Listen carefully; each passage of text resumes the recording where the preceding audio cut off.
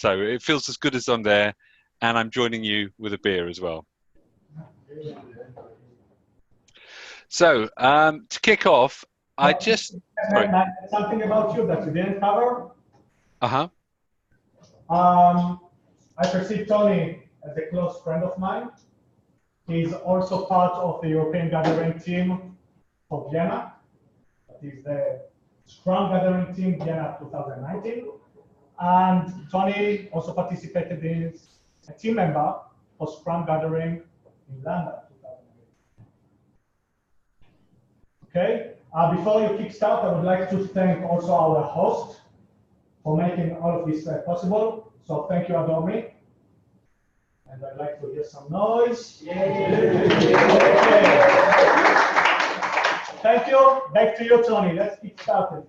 Okay. So to help me get an idea for who's in the room, by a show of hands, raise your hand if you consider yourself in the Agile space.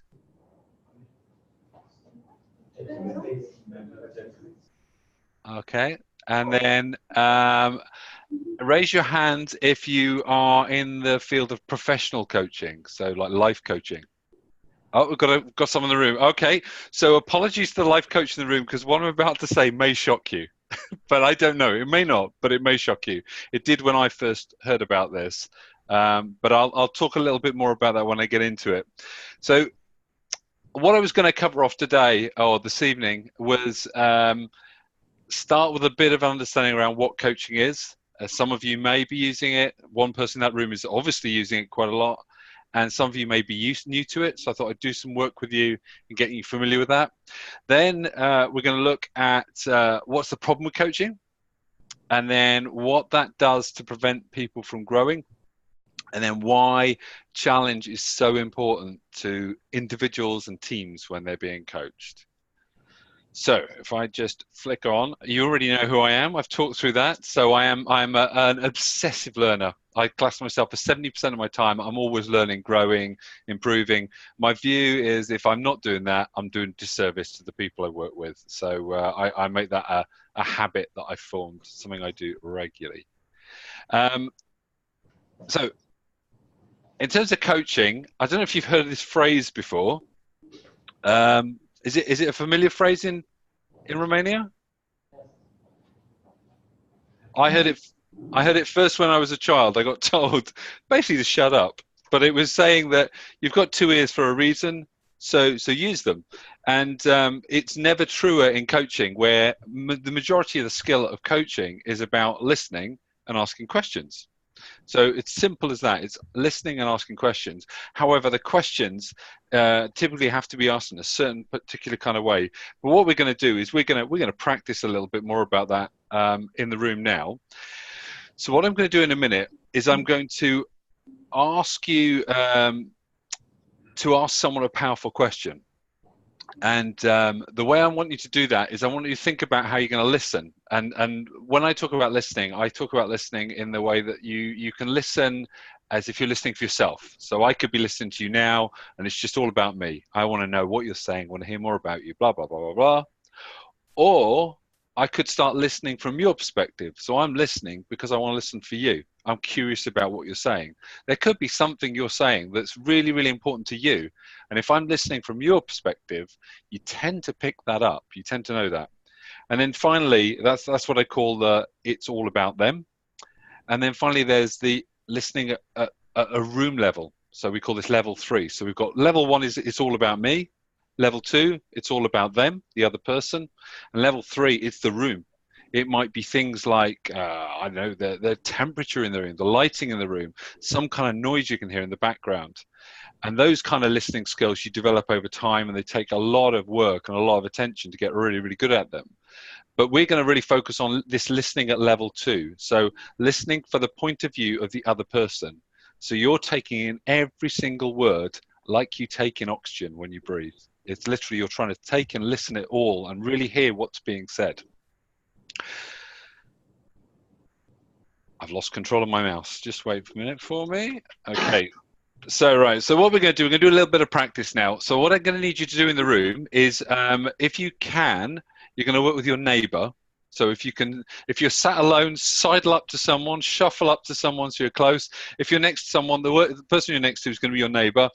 And I'm going to ask you in a minute to ask this question I put on the screen. All I want you to do is ask the other person that question exactly as it's written on the screen, then stay completely silent and listen to everything they say, every single word. Okay? So all we have to do, ask this one question, which will be on the screen, and then just listen with total focus. For the people online, because I've noticed there is 2 people who joined me online. Hi, people out there. You're going to be like me. You're going to be remote, so we can't do this exercise in the room. So what we're going to do, we're going to try and listen at level 3. Now I'm going to try and speed teach you that. You're going to pick out someone in that room or a pair in that room. You're going to try and listen to their conversation. Believe me, it sounds impossible, but you can do it. If you start to tune into that pair, you look at facial mannerisms. If you can lip read, that's great. But just try and tune into that conversation. Try and listen at a sort of a holistic or a global level. So back to the people in the room.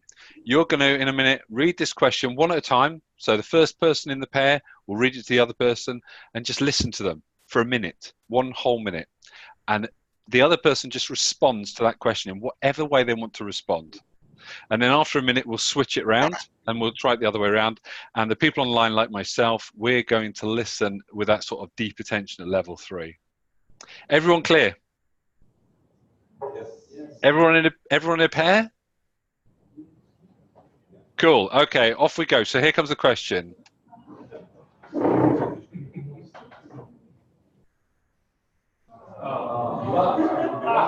One second. Where's the question gone?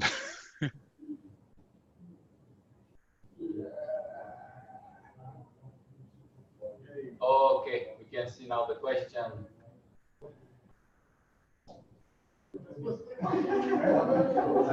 We are good now, Tony. Okay, 1 minute, off you go. 1 minute.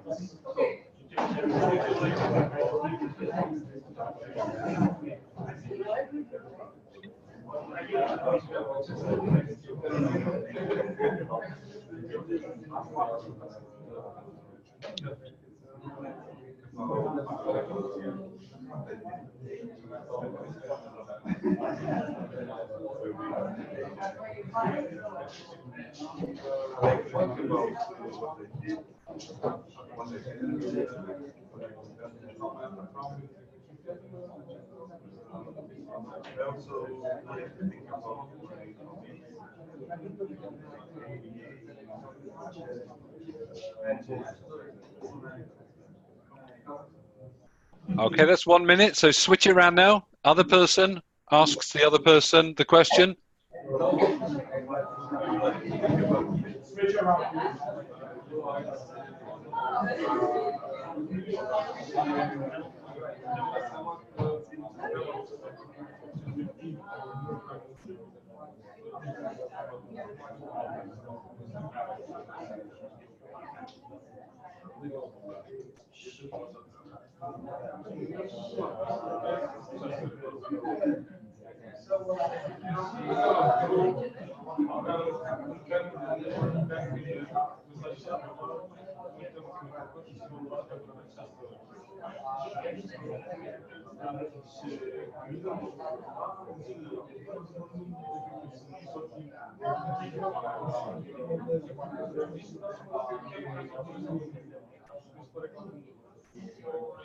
And stop. And stop. Great. Okay. So hopefully you heard something, or maybe you heard something new from someone, but you were trying to listen to it from their point of view. And what I mean by that is you can often tell when you drop into level 1 listening, because you start to listen from a point of view thinking, oh, I want to know more about that, or I want to go there with them. And you ask more questions to take the other person where you want to go. If you're listening at level 2, you're often not asking questions, you're just listening. And people can tell that, they hear that, or that rather they see that. They can see that you're really listening. And they tend to share more openly and they tend to talk for longer. But it means the next question you ask, you're asking from a point of view of, I'm curious if this is where you're thinking of going next in your thinking. So if you think about how we we use our minds and we process things. Sometimes we can be deep in some kind of problem, some technical problem, deep into it. Someone comes over and just shouts something in your ear, it totally throws you. So in coaching, it's exactly the same. We don't throw in a question just to throw people. We ask a question because we want to help them carry on that line of thinking. We want to improve their thinking as a result. So that's listening at level 2, and we listen very, very deeply, and that's really key. And what I'm going to do now is I'm just going to talk to you a little bit about powerful questions. So are people familiar with the expression powerful questions? Yeah, got a hand in there. So simply put, a powerful question is powerful if it's open. So this is where I'm going to really struggle now, because I don't know Romanian as a language, and it might not work in Romanian, but in the language that I speak, an open question typically starts with the words why, how, what, where. It's not a question where you can answer yes or no. Like, have you thought about this? Typically results in a yes or no response. So powerful questions, we're always looking for those questions which invites the other person to talk. As the pyramid shows on the screen there, they get more powerful as they go up to the word why. Any thoughts on why is such a powerful question?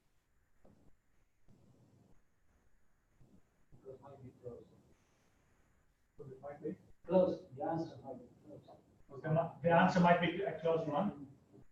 Yeah. So we use why because why is incredibly powerful as the start of a question to get to the root of something. However, it comes with a warning. That's why it says handle with care up there. If you ask why too often, you start to sound like a 5-year-old kid. Why is this? Why is the sky blue? Why is it? And it's just constant, and it starts to aggravate people. And the other thing is why can sometimes make people defensive. So you have to be careful when you're using a why question that it's not creating a defensive response in someone. And some of the others like how, what, another way of asking why might be what about. You can add the same words that you can ask why in front of with what about, and it gets the same result. So a powerful question, well formed, is an open question. It invites someone to share or grow the understanding of the conversation between you and them. So I'm going to just going to catch up with where I am now, actually. So a couple of things. When you ask an open question, sorry, is there a question online?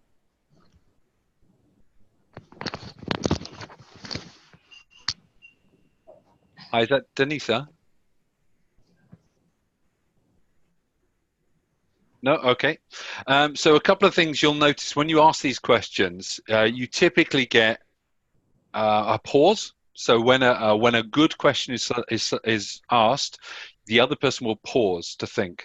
They're not responding in their habits. They're going deep into their minds and they're thinking a bit harder.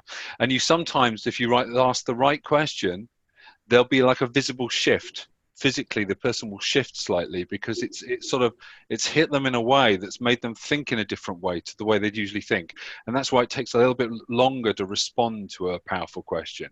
However, the beauty of a powerful question is it tends to change the way in which someone has thought as a result. So it helps someone move beyond something that was previously maybe blocking them. So it all sounds great, obviously, but there's a problem with this. And it's a problem that's been identified for a while. Now I need to ask a question at this point because I'm a Brit. I'm from the UK. I live up in the north of England, and over here we're just too nice. We're not very direct. We don't ask those sort of quite direct questions. We tend to shy away from being very, very sort of straight and frank. I don't know if culturally that's the same in Romania or whether it's different in Romania. Any thoughts? About the same, Tony. It's about the same. Okay. So then the coaching dilemma that I'm going to talk about may well apply equally. In some cultures, it doesn't really apply because naturally that culture are very direct. Australians are a great example. There's not such a big problem over there because Australians are very, very clear at, I'll just say this and I'll put it out there. But what's happened is the world of coaching has borrowed heavily from areas like counseling and therapy, and it created a culture whereby when you were coaching someone, you're never directing them, you're never telling them where to go or leading them down the path. You're always taking what they want to work on. We call their agenda is more important. So you're always referring to their agenda. And the utmost thing that you find in coaching is you're doing what's called building rapport. You're starting to build a connection, a real understanding between you and them, a relationship where it's very, very safe. And in the Agile world, we really value safety. We really think it's quite an important thing to have. However, the problem is with having that safety all the time and building all of that rapport, sometimes the individual or the team just don't move on from where they are, because it's all very, very nice. All these conversations are great, but they're not really helping them get anywhere. So the coaching that I've been introduced to, and I was going to share a little bit about tonight, is known as challenging coaching. And in challenging coaching, we seek the permission sometimes to break those rules. So break the not being directive, and maybe we are directive.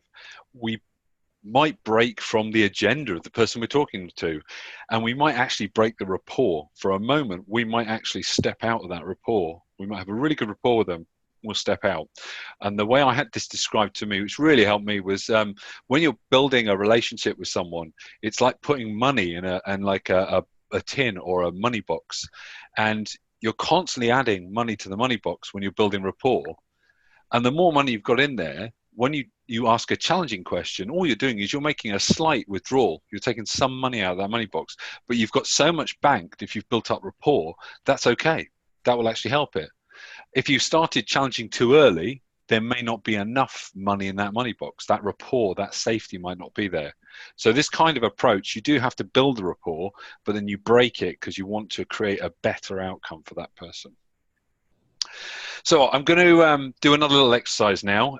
This time it's going to involve you physically in the room. The people online can join in. There's a bit.ly link at the bottom of this slide. If you type that into your browser, you should be able to get bit.ly, the ideas board up on the screen. So for the people online, the way you're going to participate in this is you're going to use an ideas board, which I'll flick up on the screen in a minute, and you're going to like the numbers to indicate where you are on the line. For the people in the room in Bucharest, what you're going to be doing is you're going to think about this line, which goes from support to challenge. So high support is 0. When you're very supportive with the person, you show genuine concern, you listen actively, you acknowledge them, you would be a 0. If you're high challenge, you've got high confrontation, you provide feedback, you often take risks with them, you'd be a 10. And anywhere in between. So if you imagine this line, which is now being put on the floor by my beautiful assistants in the room there, you're going to position yourself where you feel you are on that continuum of 1 to 10 or 0 to 10. And the people online, I'll just flick across because we can look at theirs as well while we do this. This is where my sharing's not going to work, Amir, I can realize now. I'll sort that out in a minute. So the people online, if you have got a problem, just type to me in the chat window, but that bit.ly link at the bottom should take you to an ideas board screen. And on the ideas board, if you want to select the number you're at, you just click on the card and hit the thumbs up, the like button. So what I'll do now is I will hand over to the room. You're going to get up off on your feet, and I want you to position yourself on the line where you believe you are between support and challenge. So where do you naturally sit on that line?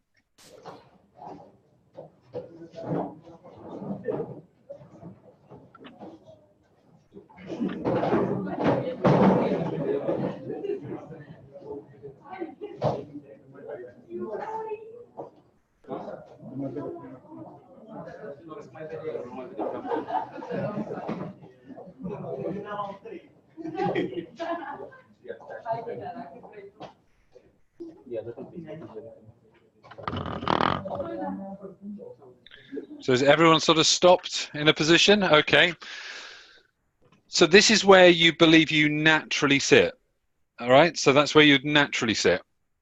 Now, if you were flipping that around and you were being more challenging, I now want you to start to take yourself to think of a time when you've spoken to someone or you've been working with someone and you've said something that's a little bit more edgy. I don't know if you know what I mean by edgy, where the stakes are a bit high. You said something that's just a little bit more edgy, might have made them squirm a bit. Whereabouts would you put yourself on that continuum now when you've said something a bit more edgy to someone in the past?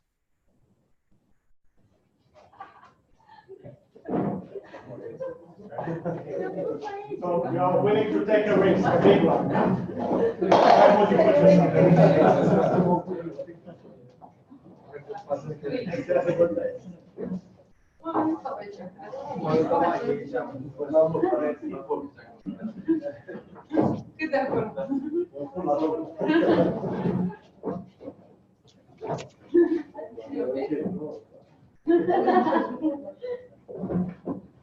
Now that's interesting, actually. There was some movement, but there wasn't a huge amount of movement. Some people didn't move much at all. So it obviously shows that there are differences in people's experiences, which we'd expect, and also where people's edginess is in terms of these kind of conversations. So now what I'd like you to do is go back to where you were originally, not right now, but think back to where you were originally. And I want you to think about, where would someone else put you? Where would they say that your natural spot was? So if you think of someone else who knows you well, try and think about, where would they stick you on that line?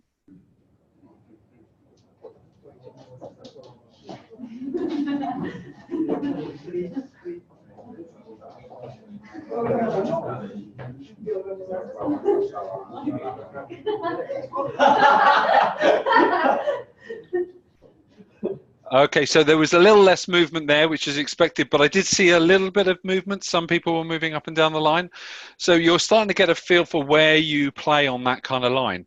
So now I want you just individually, in your own heads, think about a conversation with someone, or think about someone you could have a conversation with, a coaching conversation, and think about the most outlandish, outrageous, most extreme, challenging thing you could possibly say to them. So ramp it right up as high as you could. The most outrageous question response you could give to them, just in your own head. You're not sharing this to anyone. So think about, you're almost putting yourself on 10 now, but what's the most outrageous thing you could say that would really challenge that person? And now I'd like you to think about, well, how do you think that person, you knowing them, how do you think they would react to that?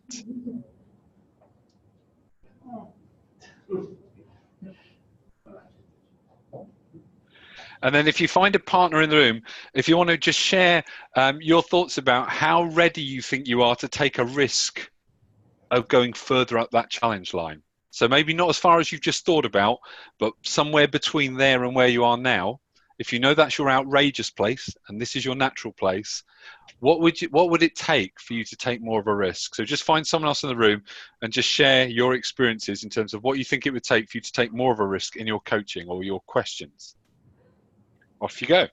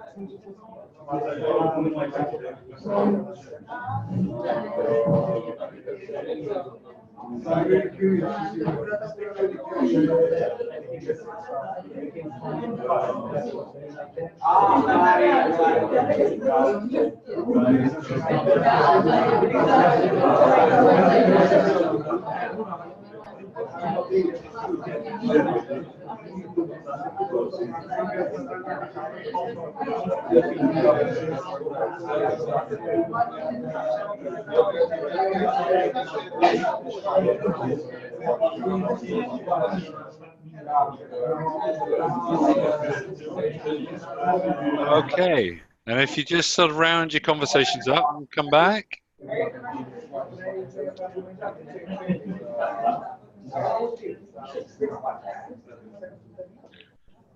I even put my own hand up there. I don't know why. I'm in a separate room and I still put my hand up.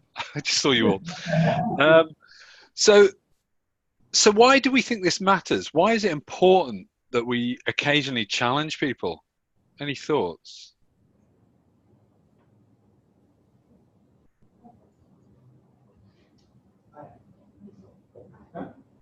What's that? Right? Did you hear that? I couldn't catch that. If someone wants to repeat it nearer the mic, that'd be great. Thank you. Oh, okay.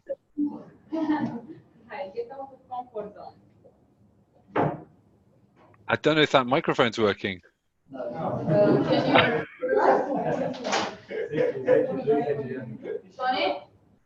Can you hear us? That's better. That's better, yeah. Can you hear me? Okay. You're getting out of your comfort zone. Getting out of your comfort zone. Yeah, no, that's a really good comment. That's a really good observation. So it takes you slightly out of your comfort zone, and creates that sense of edge. So this is what we talk about when we talk about challenging coaching. Is how do you create that little bit of, as someone's just described there. I didn't get your name. Sorry. That little bit of discomfort, that little bit of coming out of your comfort zone. And what I try to use is an analogy of like an acorn. So if you think of an acorn or any seed of any tree, supportive coaching is a bit like the roots of the tree or the roots of the acorn. They push the acorn up, but the acorn can only go so far. What actually challenges the acorn is the sunlight, is they're actually reaching to the sky. So when we're talking about challenging coaching, we're trying to pull that acorn to basically grow further. So we're saying, well, we're using challenging, we're support and challenge to increase growth in someone. They can grow so far through supportive, but they'll reach a limit. There'll come a point where someone can't grow anymore, and they need that challenge, that, as someone described, that getting out of the comfort zone. So you're more than welcome to grab a seat again if you want to sit down, or you're happy to stand up, whatever you prefer. Thank you for the standing survey there.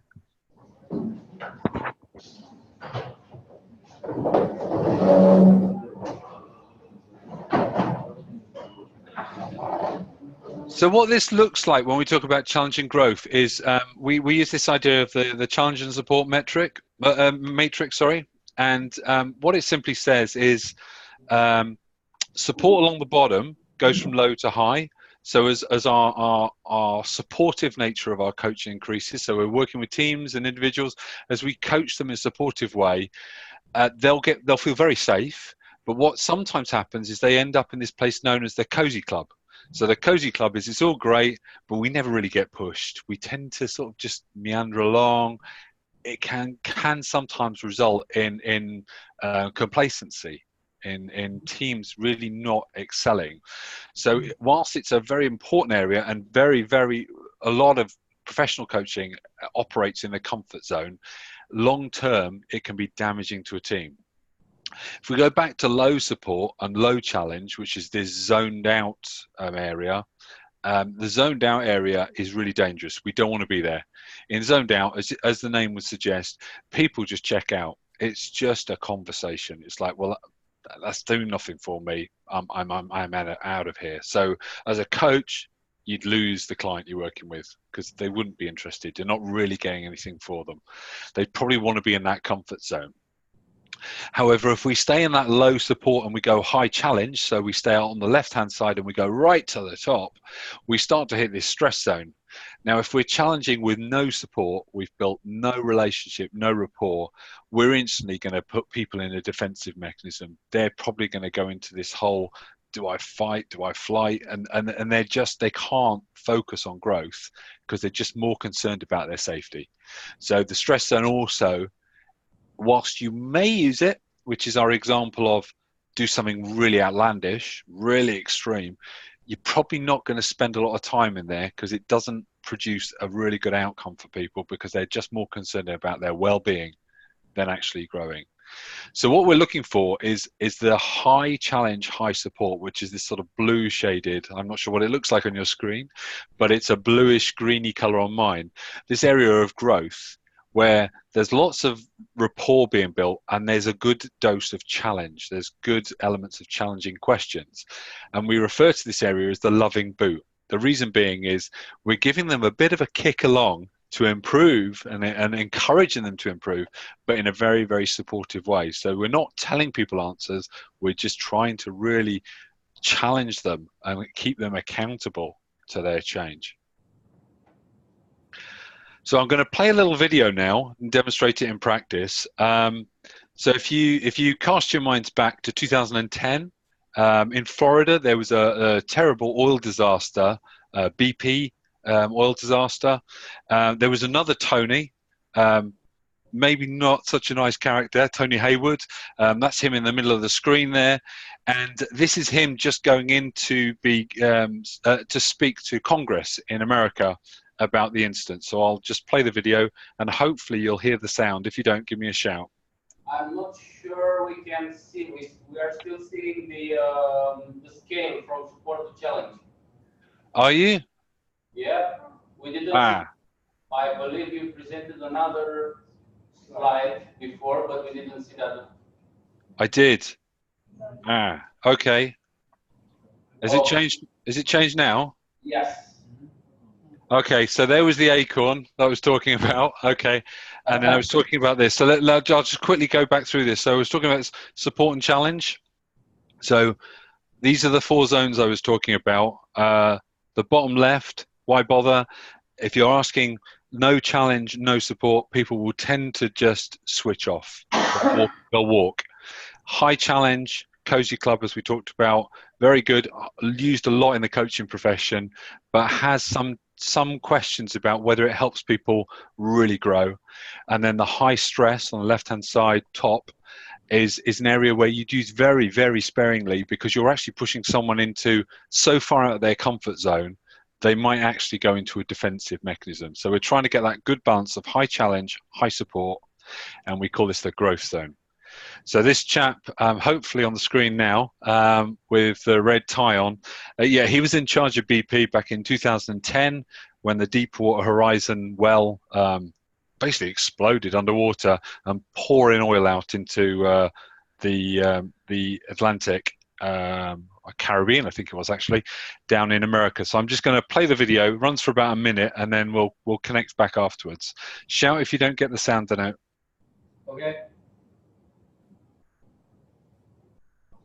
No sound. No sound.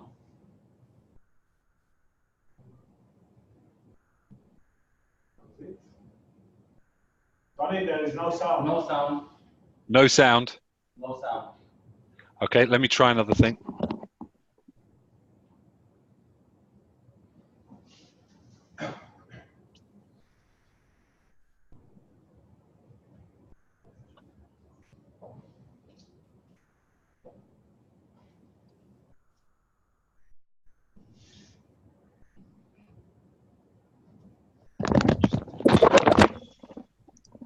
Can you still hear me? Yes. Yeah, okay.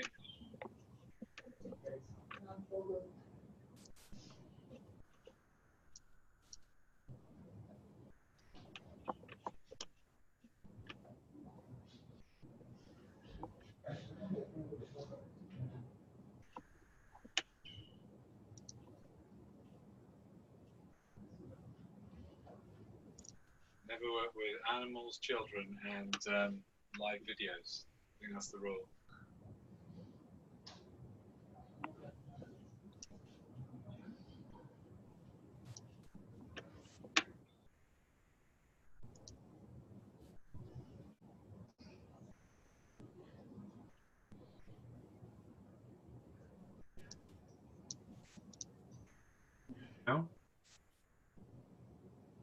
Hello? We can see you now. Can you hear me okay? Yes. Okay, I've just switched it over, so hopefully you'll get the sound this time. I'll just run it again.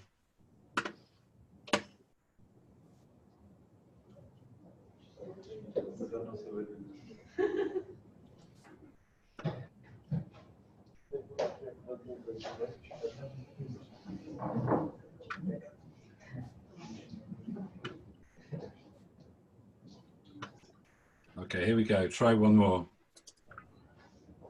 BP CEO Tony Hayward walked into a buzzsaw of criticism about his company's priorities. BP made choices that set safety aside in exchange for cost-cutting and time-saving decisions. On the 59th day of oil spewing into the Gulf, Hayward even came under fire from the audience before he was able to apologize. The explosion and fire aboard the Deepwater Horizon and the resulting oil spill that never should have happened. And I'm deeply sorry that it did. But while lawmakers peppered Hayward with questions about his professed laser-like commitment to safety and who made decisions about the ill-fated well, they came away empty. I'm not stonewalling. I simply was not involved in the decision-making process. You're not taking responsibility. You're kicking the can down the road and acting as if you have nothing to do with this company. And you just continue to say, I just can't answer that question. So my question for you today, is today Thursday? Yes or no? It is Thursday. Okay. Okay, so you still hear me? Yes, yes, yes. Cool. Okay, I'm going to switch to this mic now because I can hear you fine. So in the video there, you just saw Tony Hayward being basically grilled by the Congress. And what did you notice about the way they were talking to him?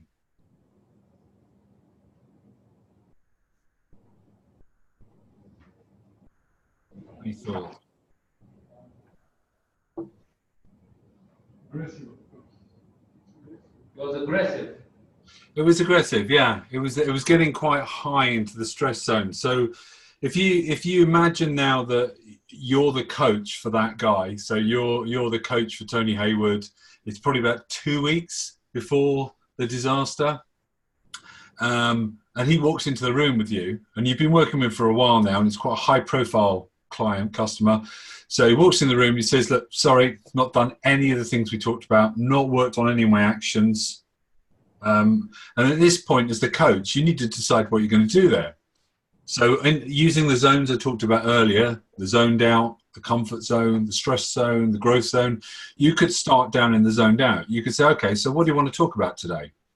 Perfectly okay question, as we saw earlier, if you've just started working with someone for the first time, because obviously you want to just build rapport and you want to actually understand what they want to work on. So that's a fine thing to ask. In the instance of Tony Hayward, that's not going to be great because he's already told you he's not done any of his actions. So his probably immediate reaction is, well, I'm relieved. I'm losing a lot of respect for this coach now, but I'm quite relieved. He's letting me off the hook. I don't have to do anything because he sort of just asked me what I want to do today, so we'll go somewhere else. I'll avoid that. So we definitely don't want to be in that space because that could actually lose the individual. They won't work with you or the team. If we were then to move into the comfort zone and say something like, it sounds like you've had a tough few weeks. How does it make you feel? Now, the coachee at this point, this chap at BP might be thinking, oh, well, I quite like the fact that you're building rapport with me and you're empathizing, you're understanding that it's getting quite tough. So I'm okay with that. But it's lacking that push. There's nothing in there, again, to hold me accountable to all the actions I was going to do previously. So what we'll then do is we'll try and move the challenge up. So if we go back to the top left, the stress zone, and you might say to him, well, that's just not good enough. Whose time are we wasting? Now, at this point, this will probably get that individual to sit up in their chair and think, hang on a minute, what's going on here? The tone is quite aggressive there. There's a hell of a lot of risk. So there's a possibility that this person sitting opposite you, especially if they're senior, might think that you've stepped over a line. It's just too far and probably going to be at risk of losing them as a client. So instead, what we move into is this growth zone. So we might say something like, well, it's a bit awkward, this. Don't want to let you off the hook, but how committed to this process are you? And what you're doing there is you're making them aware that you're experiencing the awkwardness of the situation. So you're reporting how you feel and how you experience it, which is true, can't be denied. And you're also sharing the fact that you don't feel that you can let them off the hook. So you really want to see them succeed. You believe they have the capacity and the ability to do this stuff. So you're putting the question straight back to them, how committed are you? Because you're trying to hold that person, as someone in the room said, you're holding them just outside of their comfort zone, because you want them to really think about, am I seriously committed to the actions, or is it just something that's just a nice to have?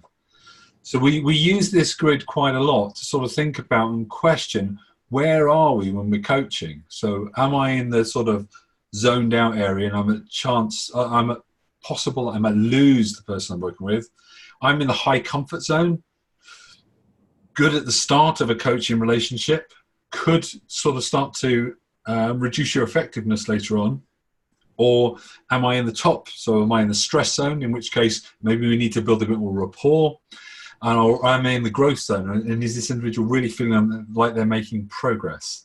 So that's the way we look at this grid and the way we use that idea of support and challenge. So we take the line and we create a matrix of it.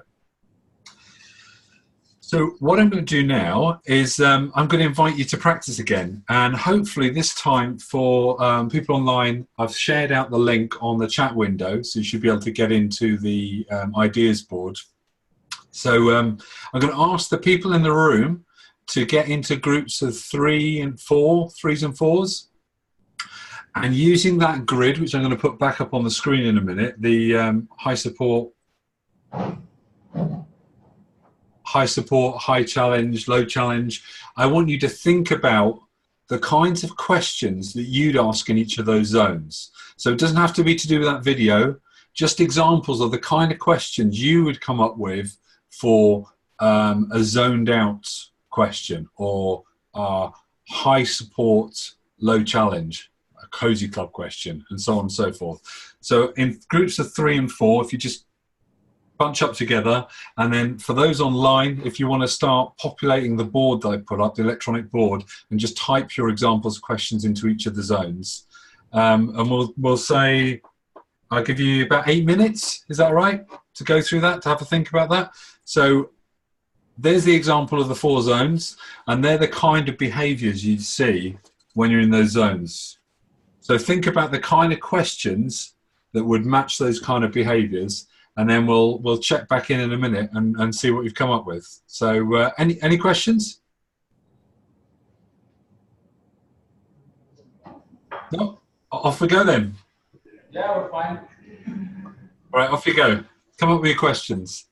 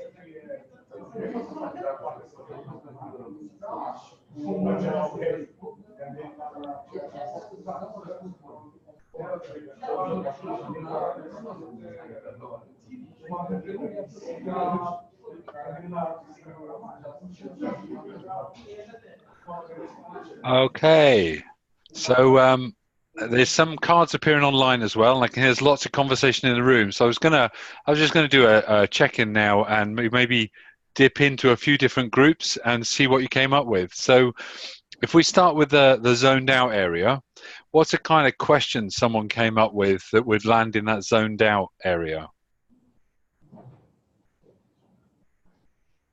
Questions for zone out. What kind of questions?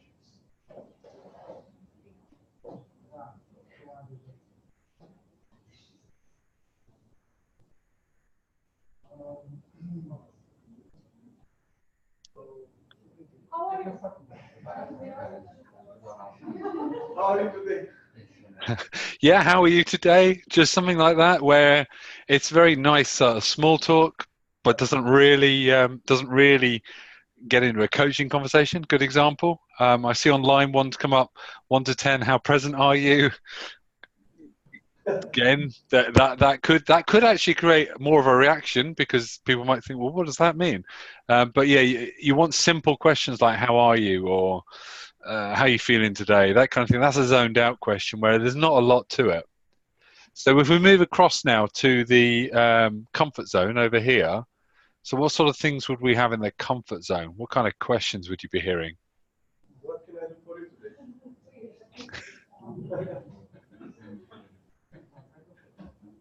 So with this, you can do it.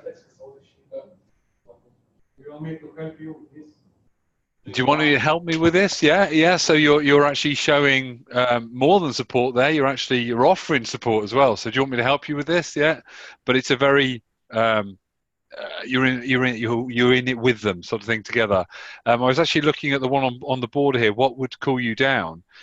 That's actually a sort of comfort zone question in response to stress. So I would actually think of that there, because if someone's in stress, you might actually, whatever words you choose to use, you might use a question down there to say, well, how can I make it less stressful for you? And your example there of, can I support you with this? Or can I help you with this is a sort of comfort zone question. So what about the stress zone? What would we be asking in the stress zone? Why is it not ready? Yeah, why is it not ready?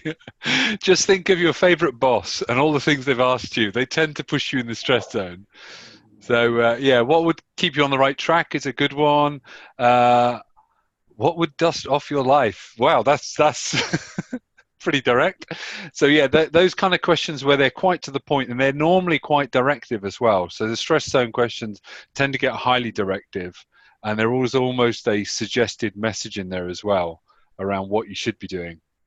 And then the best you can. pardon? Is this the best you can? Yes, that's a good one. Yeah, I like that. So what about finally the growth zone on the top right? What would we be seeing in there? I'm sure this is not the best you can.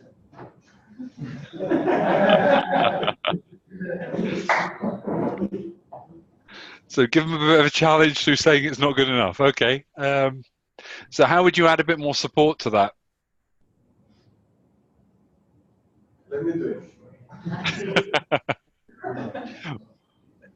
The important thing to remember about the growth zone is we're trying to encourage people, we're challenging them, but we're also trying to make them feel like that they're supported. Not that we're going to do the work for them because they're accountable, but we're trying to be there if they need to work things through, if they need to think things through. So the question you're asking is to help them to really think things through and process stuff and get clear in their own heads around what is it they're going to do to push themselves forward, and the fact that they'll do things and they don't know the outcome, so that they're willing to be out of that comfort zone where we grow the most. So it's hopefully giving you a bit of a feel for those different zones and how those kind of questions appear differently in each coaching conversation. So I'll just flip back to the slides now, which hopefully I can see it on my screen here. Hopefully you can see the 4 boxes: stress, growth, zoned out, comfort. Yeah, cool. Thank you. So just moving on from there, the title of this talk was Enter the ZOUD, and I've not really talked about what the ZOUD is yet. And also I started the presentation with a picture of an elephant, and I was asking Amir before today if the expression revealing the elephant in the room was something that people had used before, or the elephant in the room. So as long as if it's an international saying, that's great. So this idea of revealing the elephant in the room is a lot of the work of this professor called Cliff Bauman, who was at Cranfield School of Management. And what he did was he started to talk about this idea of zones. So he's saying there's a zone of comfortable debate where we're all quite nice to each other. It's all quite pleasant. How are you today? The kind of questions we heard earlier. And then in the middle of the screen here, you see the rings. You step into the next one, which is the zone of the uncomfortable debate. This is where you're getting up into that high challenge, high support area, and you're starting to get a little bit more edgy. So you're pushing people out of their comfort zone. And what typically happens, he was suggesting, was when you start to get into those more uncomfortable debates, you're not doing it with any malice or aggression. You're doing it because you want to reveal something really important. So in coaching terms, what we're trying to do is sometimes reveal something either the person you're coaching knows and they're reluctant to reveal it, or they're unaware of it. So sometimes people are just not aware of it, and you might ask the question and they suddenly have that look up to the sky, that aha moment of, oh yeah, it was that all along.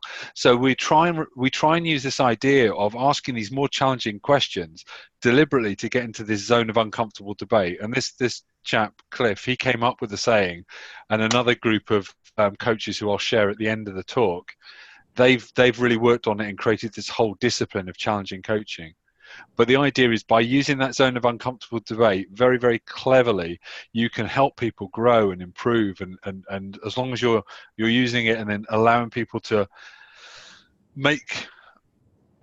incorporate or take all that new learning into their minds, then it's a very powerful way of operating.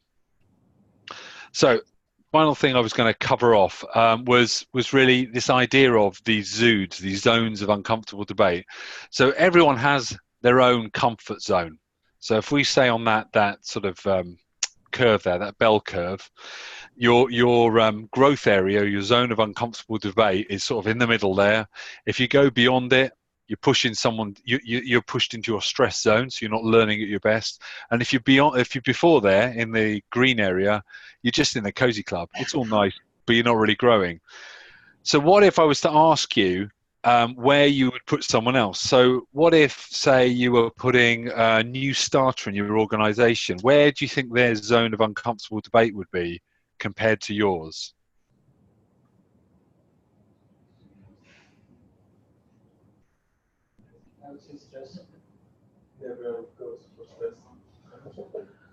They might be in stress, yeah. Yes. And then if you're thinking about someone, I don't know, the guy or the woman in charge of your organization, where would their zone of uncomfortable debate be?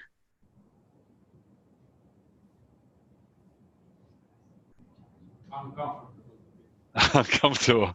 So what we talk about is that everyone has their own ZOUD, their own zone of uncomfortable debate. For what one person might find that zone of uncomfortable debate, someone else might find that their cozy club, and someone else might find that their area of stress. And the reason this is important is if you're coaching in this way, it's not just about your zone of uncomfortable debate, it's about theirs. And you have to work out through coaching where theirs is, and you have to move to them. And the way I'd illustrate this is if we were to sort of stick up just a fictitious new starter and some senior boss in the organization. Now, the boss's uncomfortable debate might be much further up the challenge scale than yours, much more further across. And the new starters might be further back from yours.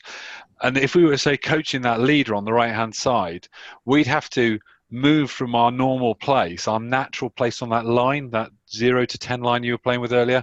We might have to move to the right and actually move into their zone of uncomfortable debate so that we're actually coaching them in a place that challenges them to grow. And the reason I say this is because when you do that as a coach, it takes quite a lot of work on yourself, because that's probably typically your stress area. So you're having to operate in an area that you'd find highly stressful to coach someone in this space. And this will vary from person to person, but you start to understand it through the building up of rapport and working with people around, well, how do I navigate this stuff?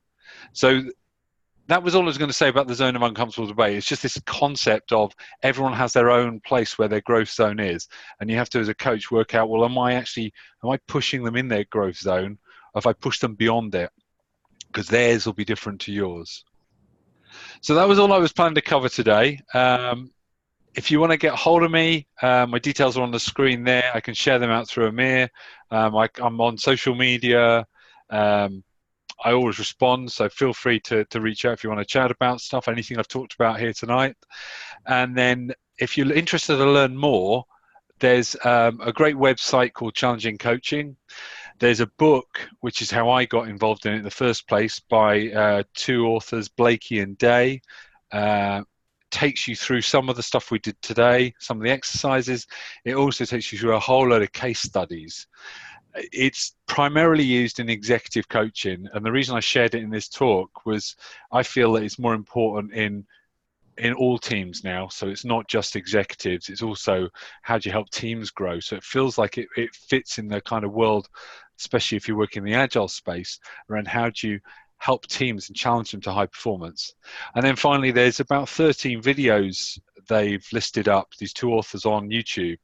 And one of them includes that video extract I played of the Deepwater Horizon disaster, and there's a load of other explanations in there from work they did with the health service in the United Kingdom. So I encourage you, if you're interested, to do a bit of learning and self-discovery of yourself. But other than that, there was nothing else I was going to cover off tonight. I was just going to turn it over now, and if anyone's got any questions, I'm all ears, happy to see if I can answer them. Tony? Uh-huh. We are going to share the slides after this meeting is over, aren't we? Yeah, definitely, yeah. I think I sent you a PDF, didn't I? So you can share that PDF out. So all slides will be shared with you. We also have Denise online. And I wonder, what questions do you have, Denise, for Tony?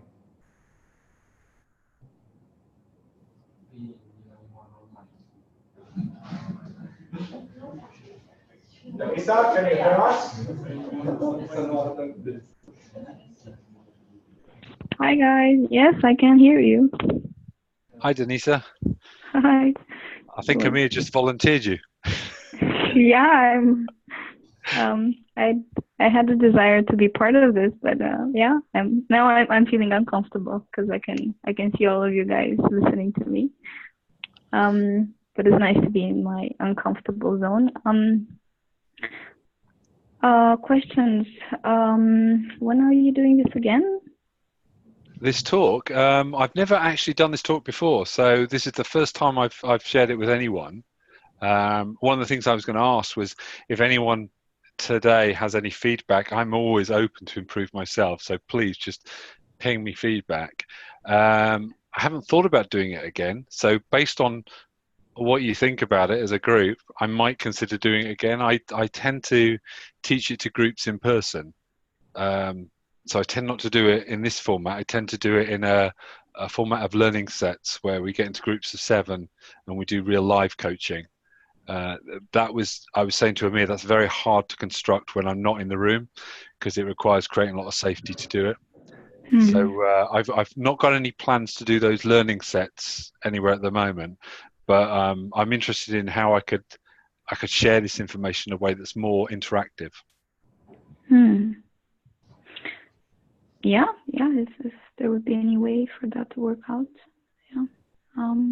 So if you like Bob moments, then I'm all ears. Does that answer your question, by the way? I enjoyed that. That was one of the spontaneous questions. And what's coming up for me is when you were sharing the talk, I was thinking of. Do you know about the flow of Mikali research about flow? No. They've done all this research on flow and optimal zones, and this whole thing about the discomfort zone and you called it the stress zone and the comfort zone. They're all part of also that research. So you might want to give it a look. Just simple Wikipedia research flow. Oh, do you mean the concept of when people get into that creative state of flow? It's like a mind state where it becomes more effortless. Yeah. I think I know the one you mean. I've never heard of it described as that, so I'll look it up in that way.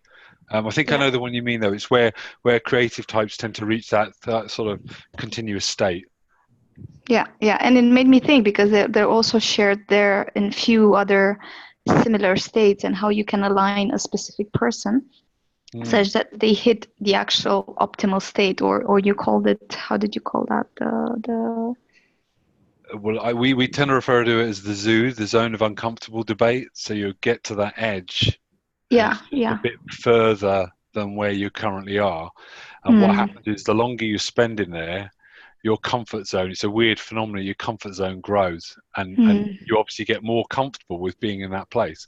So now your comfort zone is bigger than it used to be. If we're talking circles, the circle's getting bigger.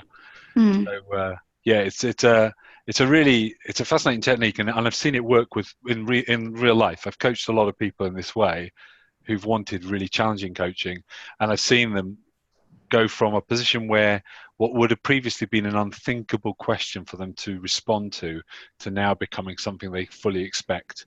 So their appetite for those questions starts to grow, and they want more challenge. And you tend to get the feedback, I want more of that and less of this.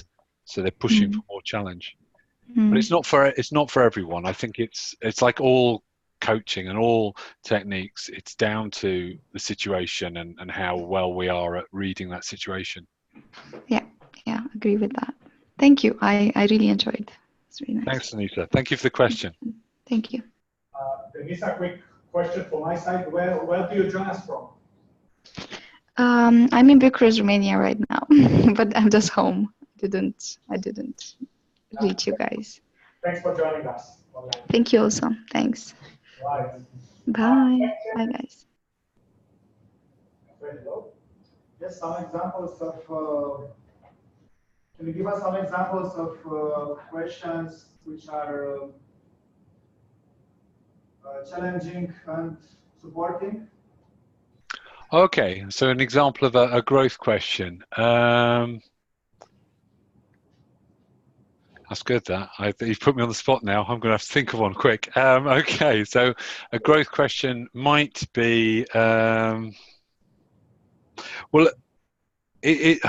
thinking of when I was in a coaching session last week, and someone was so the context is they were going round and round and round in circles. There was something they really wanted to do. I could sense they were really keen to get on with it, and I simply asked the question, so what's stopping you then? Doesn't sound groundbreaking, but they just stopped suddenly, and they have that look on their face as if to say, oh, I've been found out. I can't shy away from this anymore. So they knew what they wanted to do. They knew when they needed to do it. And they were pretty clear on what it would be like as well. So the actual consequences they were feeling more comfortable about, they were just hesitating and they couldn't get rid of that hesitation. So the question was really just to ask them, what's stopping you? Or I might have asked, when's the time to act? might have been another way of doing it. But it's just that question that sort of pushes someone into the, oh, actually, no, I can't just keep going and talking about this. I've got to now actually, I've either got to walk away from this or I've got to act on it. Does that help? Yeah. I think the key is that the shorter the question, I found the more powerful. So I waffle a lot. I talk too much. If you can reduce the number of words and keep your questions short, they have more power than the longer ones.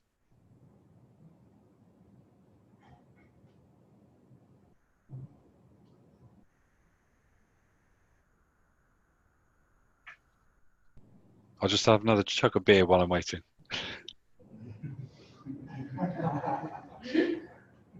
Cheers.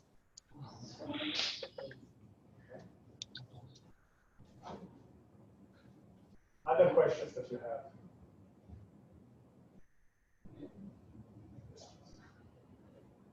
Hi, Danny. Can you hear me? Okay. You need to Come closer. No, that's good. Oh, I can come here. Okay. Oh, hi. Hi, Danny. Hi, Danny. How would you know if you're challenging enough? How would you know if you're challenging enough? What do you think? I don't know. I'm thinking about, first you have to calibrate your coaching and calibrate their kind of reaction. Reaction in whom? His reaction or her reaction. In the other person, okay. Yeah. So this is my first thought. What will beyond. Personally, I tend to tell they're challenging enough by how long someone pauses before answering. So long pauses tend to indicate to me it's starting to touch upon something that's quite that requires a lot of thought, a lot of thinking in their heads. And the other thing is, I tend to notice, not with everyone, but with some people, you start to get a bit of a feel for the body language, kind of things that they tend to do when they're feeling a little bit. So when we talk about the stress zone, I can tell when someone's gone the stress zone, and most of us can. You can tell when someone's in real discomfort. So I know when I've gone on too far, and I know when the challenge is too hard. And then when the challenge is good enough, it tends to be the delay, the pause, and then eyes flying off to the ceiling or going down to the ground, just that deep thought, that ability to reflect. Again, it varies by person, but if someone's a big talker, when there's a pause, that's an obvious tell that there's something really important going on in their heads. The other thing I notice when it's challenging enough is that I will not ask another question for nearly 5 minutes. They will just go and go and go and go and go. And I'll just listen, as we talked about earlier, listen at that sort of deeper level of listening. So I'm really intently listening to them. And I don't have to say anything. And at the end of it, they'll go, oh, that was brilliant. And I'm thinking, I did nothing. I was just sitting here listening. But that question set you on a path of thinking, and the space was safe enough for you to actually think about that. And I tend to find they're the ones where I find it's challenging enough. You sort of know when you've gone too far because you sense that body language. And if you're not challenging enough, it's just hard. Often you're just asking question after question after question after question, and nothing's happening. And you're doing all the work, and they're not doing any. So my mentor, my coach mentor, often talks to me about the pendulum of work. And he said, when I see you coaching at your worst, that pendulum has swung right back at you. You're carrying it like it's this big rock. You're doing all the work.